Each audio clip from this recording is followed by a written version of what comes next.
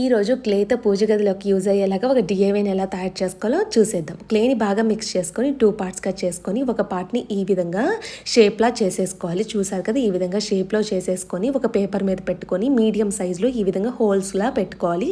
ఒక 5 హోల్స్ చేసేసుకున్నాను.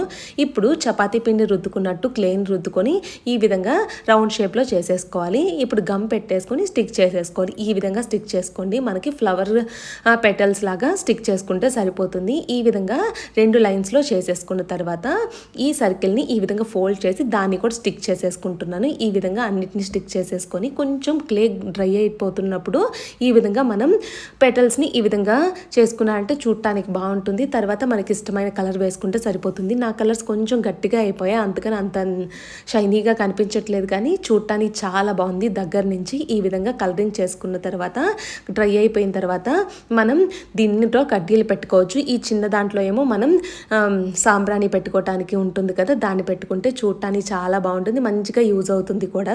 తప్పకుండా ట్రై చేయండి.